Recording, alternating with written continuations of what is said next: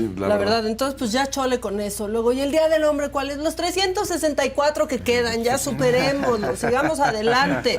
Pero bueno, todo esto para dar paso a nuestro tema inicial, y es que las mujeres son las víctimas mayoritarias por extorsión digital. Y eso no lo estoy diciendo yo, estos son datos del reporte 8M, vulnerabilidades por extorsiones y montadeudas del Consejo Ciudadano para la Seguridad y Justicia de la Ciudad de México. En este reporte se da a conocer que las mujeres representan el 72% de las víctimas, de sextorsión, que es cuando son chantajeadas con imágenes íntimas. Y el 60% de los casos se ubican entre los 18 y 35 años. Este mismo reporte revela que el 28% de las mujeres víctimas de montadeudas presenta adeudos hasta por 5,000 pesos. Y sobre este tema yo tengo listo ya en Zoom a Salvador Guerrero Chiprés, que es presidente del Consejo Ciudadano para la Seguridad y Justicia de la Ciudad de México. ¿Cómo está, Salvador? Buen día.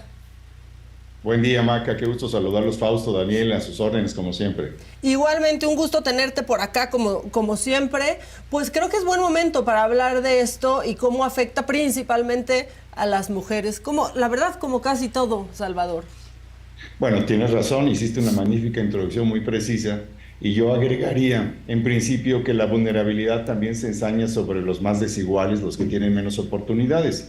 Y recordemos que en México el 33% de los hogares está capitaneado, está liderado por una mujer nada más. No hay un hombre ahí que esté contribuyendo. Entonces hay un segmento de las mujeres que están en mayor necesidad que otras. Ese es un factor muy importante que permite ser percibido por algunos malhechores, por algunos malandrines, depredadores económicos, como una oportunidad para ofrecerles créditos fáciles, digamos, sin ningún tipo de burocrático ordenamiento, y tratando de que sea muy apetecible para las personas en necesidad. Y ahí entraron las aplicaciones en los últimos 20 meses, las aplicaciones que ofrecieron recursos para ellas.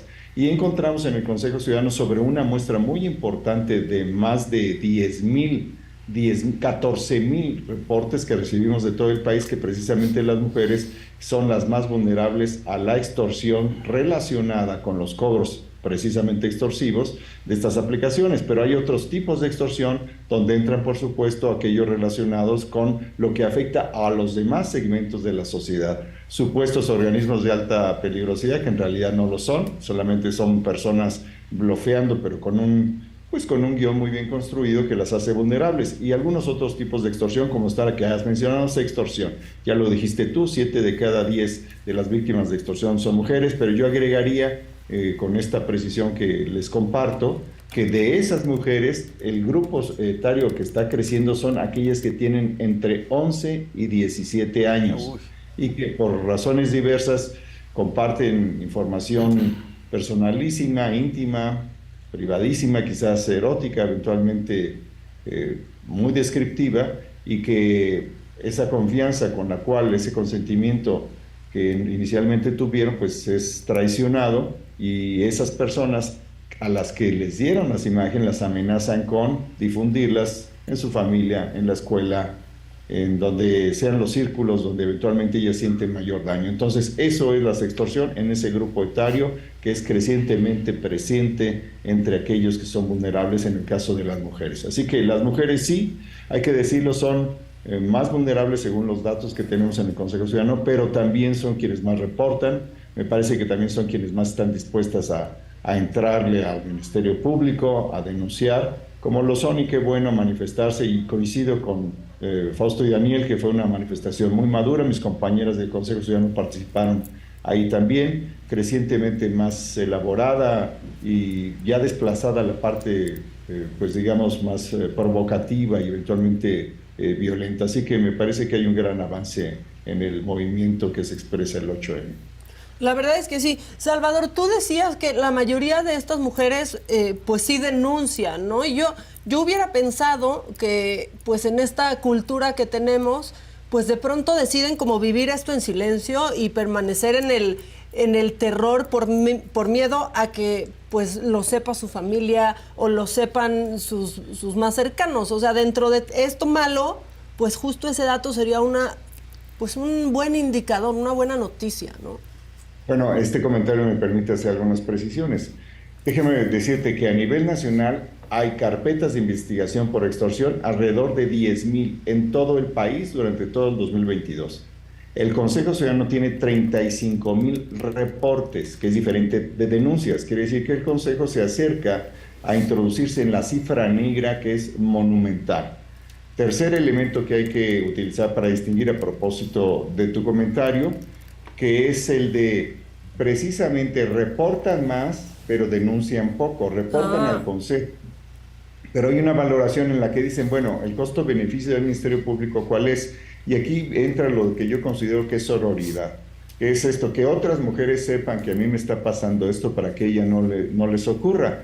Y de ahí que prácticamente el 95% de los reportes dicen, mira, el daño que yo recibí fue de 5,000 o 10,000 pesos. Lo que quiero es que sepan las demás que me está pasando esto y que frente a eso, qué bueno que está el Consejo Ciudadano, que está la relación que tiene el Consejo con Fiscalía, con la Secretaría de Seguridad Ciudadana, con el Gabinete de Seguridad que encabeza la doctora Sheinbaum, con la Guardia Nacional para otros casos más complejos donde se mezcla sextorsión y trata de personas y otras situaciones más diversas.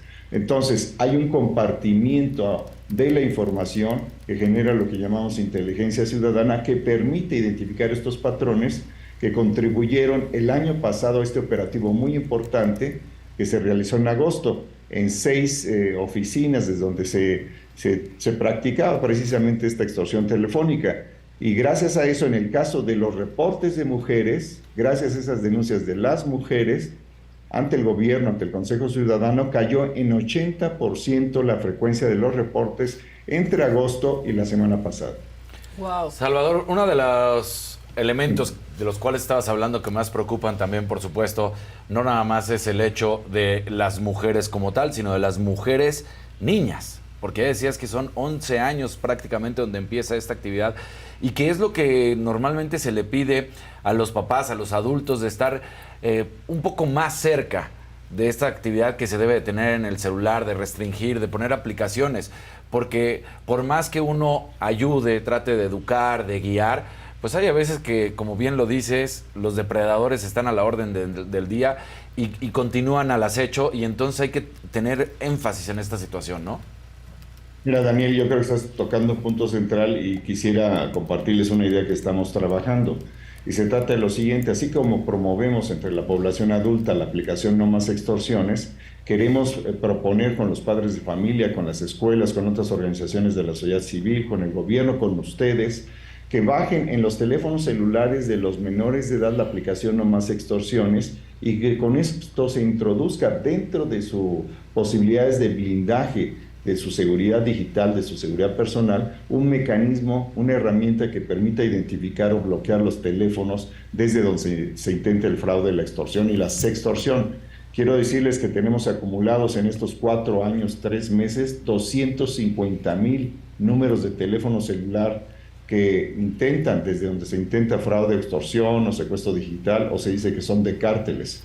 Entonces, esta es una herramienta, pero sí es importantísimo el compromiso de la mamá y el papá, y asumir también, especialmente en los hogares que tienen pues menos presencia de menos individuos, ¿no? Porque hay en las diferentes familias, a veces hay familias, 33%, insisto, que solamente participa una persona cuidando a la niña, al niño, a los 2 o 3 menores de edad que estén ahí. Entonces ahí necesitamos un trabajo que dirija un mensaje a sectores populares y clases medias, en que haya una cultura de prevención que nos permita salir adelante. Esta tendencia creciente, insisto, entre niñas de 11 a 17 años. Es muy baja la edad, o sea, de Sí. 11 es escandaloso, ¿no, Salvador?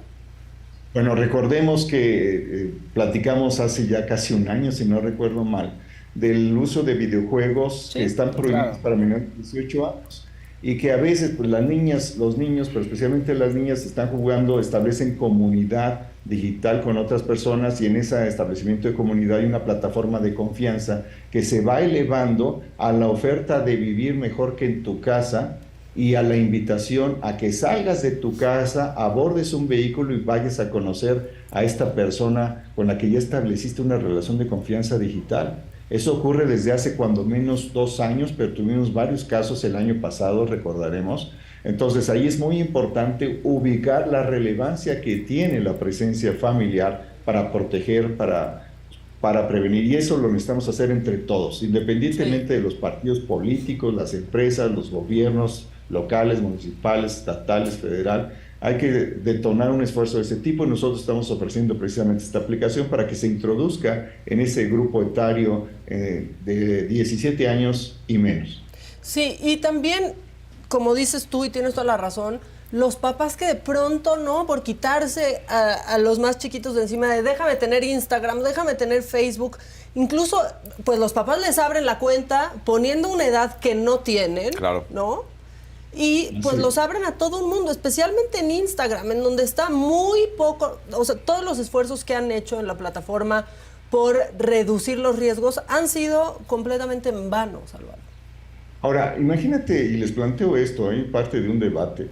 Si nosotros como sociedad o los segmentos más politizados o informados, clases populares, clases medias, estamos insistiendo en derechos de mujeres, de las niñas, de los niños, pero al mismo tiempo tenemos plataformas, y lo digo con respeto siempre a la libertad de expresión y a los gustos del público, tenemos OnlyFans, tenemos pornografía, tenemos millones y millones de personas que habitan el disfrute de esa cosificación del cuerpo que también está relacionada con la violencia que después se traslada por diferentes mecanismos hacia las niñas y las adolescentes. ¿Ahí qué podemos decir? Porque mientras lanzamos una campaña que es empujada con mucho esfuerzo de manera orgánica en redes que puede tener, no sé, ponle 500,000, 1,000,000 de impactos.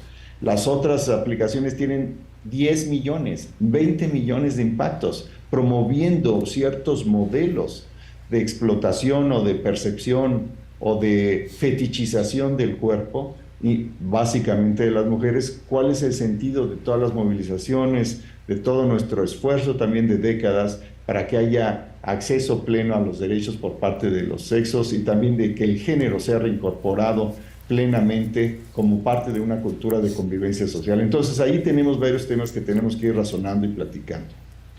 Oye, Salvador, una pregunta. La gente, supongo, se siente, y las mujeres se sienten mucho más cómodas seguramente acudiendo con ustedes que ir al MP, ¿no? A hacer la denuncia. O sea, es lo que intuyo, porque dices que hay pocas denuncias formales, ¿no? Pues el trato es, supongo que completamente distinto, la verdad. Entonces, digamos, claro, pero ¿cuál es el mecanismo de ustedes? Perdón, nada más, ¿cuál es el mecanismo de ustedes? Es decir, la gente que dice, ¿sabes qué? Me animo a hablar al Consejo Ciudadano. ¿Cuál es la mecánica o sea, ustedes reciben esa llamada? ¿Qué hacen con ella? Digo, para darle certeza a la gente y que se animen a contactarlos más a ustedes. ¿Y ustedes qué hacen con esa información y cómo la canalizan? Claro, Fausto, y voy a tratar de ser muy preciso. Primero, si nos marcan en el 55, 55, 33, 55, 33, no tardamos más de 5 segundos en responderle. Primera oferta de servicio. Número 2, te va a contestar una abogada o una psicóloga que conoce de tamizaje de riesgo crítico, que estamos hablando de riesgo feminicida, que trabajamos con la Secretaría de las Mujeres. Si no hay riesgo crítico, si es otro tipo de riesgo, podemos dejar el segundo teléfono que tenemos por si es una situación de emergencia que se gestiona de manera simultánea. Entonces, con ese teléfono te decimos, ¿qué requiere usted? Ya nos platicas la experiencia de sextorsión o de extorsión, por ejemplo, por aplicaciones de montaderos. En ese momento nosotros te vamos sugiriendo que reportes a la fiscalía. Tú nos dices, bueno, ¿sabes qué? Es que es demasiado tiempo, yo lo que quiero es compartir la experiencia, no es tan grave, son 5,000 pesos, no los voy a recuperar, el tiempo que invierto en el Ministerio Público, etcétera. Entonces te decimos, bueno, ok, dame los detalles y dime cómo se llama la aplicación, cuánto fue, en qué circunstancias, y el tiempo que nos dé en una entrevista, que puede ser tan perfecta o imperfecta como nos lo dé la confianza de la persona, ya establecemos oportunidad de intervención de investigación policial, de agregado de datos, que después forman parte de una plataforma para sugerencias de política pública en materia de seguridad, etcétera. Entonces nosotros vamos trabajando la información como, digamos, como lo hace un trabajador minero con las rocas, ¿no? Vamos sacando, vamos tratando de separar los datos, la forma de ayudarte en concreto, si vamos a tu casa, si de tu casa te acompañamos al Ministerio Público, fortalecer tu confianza a pesar de que hayas tenido, como todos en el mundo estamos, podemos cometer algún error, pero tienes que salir de eso, porque entonces los delincuentes o los mañosos utilizan tu error para debilitarte, para destrozar tu identidad, amenazar con destrozar tu reputación, e incluso hubo 2 casos en que se orilla a las personas, mujeres, a que formen parte de la comisión de un delito de un organismo delictivo. Entonces, comprendamos esa lógica que está ahí, ese riesgo que está circulando de manera material y digital y frente al cual, al menos en la Ciudad de México, a mí me consta, hay un esfuerzo muy notorio y notable para enfrentarlo. Ojalá que en todo el país podamos, entre todos, medios de comunicación, movimientos sociales, corrientes feministas, gobiernos, empresarios, atender los desafíos que implica la seguridad para niñas en la siguiente década, porque estamos hablando de un tema que no va a retirarse. Así como hay oportunidades en Internet, pues hay riesgos. Sí, porque pensamos que ya vamos a la mitad del camino, que hemos ido ganando cosas, pero cuando vemos estos temas, la verdad es que pareciera que no vamos ni empezando. Y algo tendrían que hacer las autoridades, ¿no? Ver lo que está sucediendo con ustedes. O sea, ¿qué se pierde? ¿Qué pasa en el ínter en que acuden con ustedes y deciden no presentar una denuncia? ¿No? ¿Cómo lo están haciendo? ¿Están revictimizando? ¿Qué es lo que está sucediendo? O sea, explícale, Salvador. Bueno, por supuesto, en el caso, hay que verlo en diferentes momentos, diferentes delitos y en diferentes grupos etarios. Yo creo que lo fundamental es construir permanentemente, de manera cotidiana, sistemática, una cultura cívica a favor de las familias, de la seguridad, de la justicia. Eso pasa por acuerdos con empresarios, con autoridades de procuración de justicia, con cuerpos policiales, con otros organismos de la sociedad, con medios como el de ustedes, con esta responsabilidad, Maca, que tú tienes siendo tan joven, y debo decirlo, y tocaste un tema central. Hace unos 30 años se decía, es que la televisión se hace cargo de la educación de las niñas y niños porque los papás están ocupados en el trabajo y las instituciones de educación pública no se encargan, o privada, no se encargan suficientemente de eso. Ahora está pasando con el mundo digital, y no es de ahora, tiene unos 10 años. Entonces, ahí entran diferentes riesgos. Entonces, sí hay que decirles a todos, y lo compartimos, eso sí lo digo, en la Ciudad de México con la fiscal, con el jefe de la policía, con el DIF, con Save the Children, que es integrante del Consejo Ciudadano, y con otros organismos. Sí podemos hacer cosas y las estamos haciendo, a grado tal que tenemos 3 veces más datos relacionados con el fenómeno de la extorsión de los que existen a nivel nacional, porque los datos que tenemos nos están diciendo parte de la cifra negra, en contraste con los datos del Secretario Ejecutivo del Sistema Nacional, que solamente tienen los datos que reportan los gobiernos de los estados al sistema central y que son los datos de la apertura de las carpetas. Entonces, hay muchos datos que está conociendo el Consejo Ciudadano gracias a la confianza de la gente, porque nosotros no tenemos campaña ni pautas, nos desarrollamos gracias a la confianza y generosidad de ustedes. Entonces, ahí les decimos, sí hay una oportunidad de prevención, y sí sostengo esto, el 90% de la prevención digital de los riesgos contra las familias está en manos de mujeres, porque las mujeres tienen una capacidad de reproducción cultural, de liderazgo, de honestidad, de trabajo, que me parece muy superior.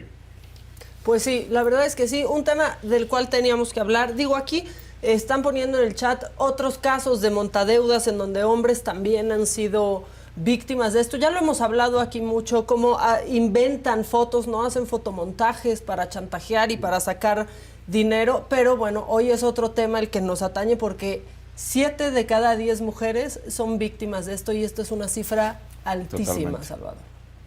Así es, de hecho, corresponde también con la disposición de las mujeres de denunciar. A los hombres les cuesta mucho trabajo en este machismo que frecuentemente encontramos, de reconocer que han sido víctimas de extorsión o de fraude. Y también, a propósito de esto que tú mencionas de la comunicación que te indican, sí es cierto, pero ha evolucionado. En una etapa te ofrecían los extorsionadores una imagen de un cuerpo descuartizado como introducción de su amenaza, y ha ido evolucionando en estos 2 años. Pasaron a la amenaza de destruir tu reputación, y ahora ya están en la avanzada de destruir con algo que ojalá tengamos oportunidad de hablar después, que es la ciberextorsión por infidelidad. Ahí están avanzando a destruir la relación que tú tengas con tu pareja, porque pues hombres y mujeres en los caminos de la vida caen en estas situaciones, los graban y después los amenazan. Y hay otra nueva, y se las adelanto, que esto tiene 3 semanas, en el mundo de la libertad y la diversidad sexual, pues también aparecen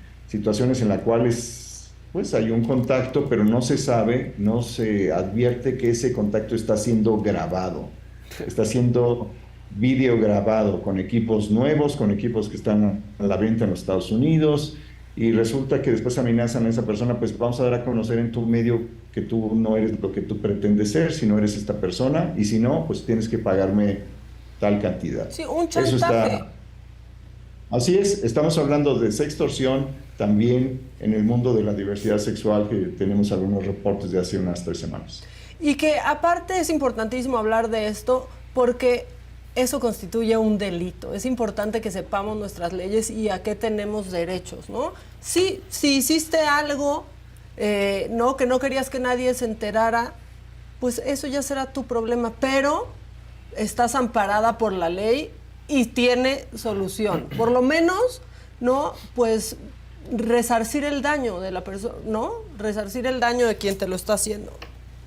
Así es, sí, un punto muy rápido menciona. No es indispensable que haya cambios en las leyes o que aumenten los castigos, porque luego el derecho positivo no necesariamente te garantiza que haya una relación directa entre las modificaciones legislativas y el resultado. Entonces nosotros decimos, con la ley actual se puede perseguir el delito de extorsión, que tiene una dimensión digital, sí, una dimensión cibernética, sí, pero con las condiciones actuales es posible la persecución del delito.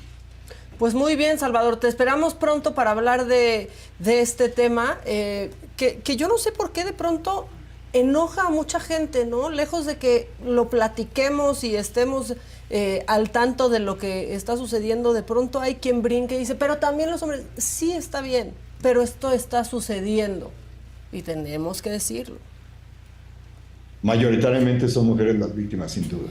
Así es. Muchas gracias, como siempre, Salvador, muy puntual. Haces más fáciles los temas que son verdaderamente difíciles. Nos vemos pronto por acá. Gracias a ustedes, gracias siempre. Gracias, Salvador. Ahí está, Salvador Guerrero Chiprés, presidente del Consejo Ciudadano. Y no es como que, también la gente que se tranquilice un poco, no es como que no atendemos hombres aquí en esta línea, no, pues cálmense, nada más. Es que no va por ahí, es que se vuelve a malinterpretar el mensaje, eso no es... Ya, o sea, ahorita estamos hablando de eso, pero aparte de los montadeudas, hemos hablado muchísimas infinidad de veces, ocasiones, hemos tenido aquí invitados, hemos hecho de todo lo que está sucediendo. Sí. Ahora, lo que parece, exacto, grave es este final, este cierre que dice, ¿no? Como ya cada vez van avanzando más, en que si antes eran fotos de un cuerpo, ahora ya se meten más, porque además gente no normalmente pone candados en sus perfiles, ¿no? O sea, tienen las redes abiertas, entonces es muy sencillo que se metan a tu Instagram, a tu Twitter. Y saquen información. Y también piénsenlo, cuando a un hombre le pasa, pues generalmente, sí, y perdón si se enojan, si me odian en el chat, tiene el apoyo de más gente. Cuando a una mujer le pasa una cosa así, de verdad se le van encima y la juzgan y tiene unos estándares morales mucho más altos que atender que los de un hombre, y no podemos decir que no. Usted es del hombre, pues te puedes burlar, no sé, pero hay un tema de eso, campeón, ¿no? Luego. Claro. Pero sale el de una mujer y es, uy, vela, mira, ¿con quién andaba? O incluso sale algo de un hombre y quien es afectada es la esposa, de todos modos. O sea, sucedió con Sage. Claro. Sage, pues mandó unas fotos indebidas que también estuvo mal que se distribuyeran, pero lo hizo él. Y él hoy tiene hasta un comercial. De eso, sí. No, en donde dice impresionante. Sí. Y a quien se le fueron encima y cada vez que ponían un tuit le ponían cosas súper vulgares. Y denigrantes. Fue a Paola. Entonces, si eso no los hace reflexionar y siguen pensando que, ay, no, ya no aguanta nada, pues no vamos a aguantar eso, no manchen. No. La verdad. Oigan, vino la arrolladora con la señora de la casa y esto es lo que próximamente van a poder ver. ¿Quién les puso la arrolladora? ¿Pero por qué fue el pleito?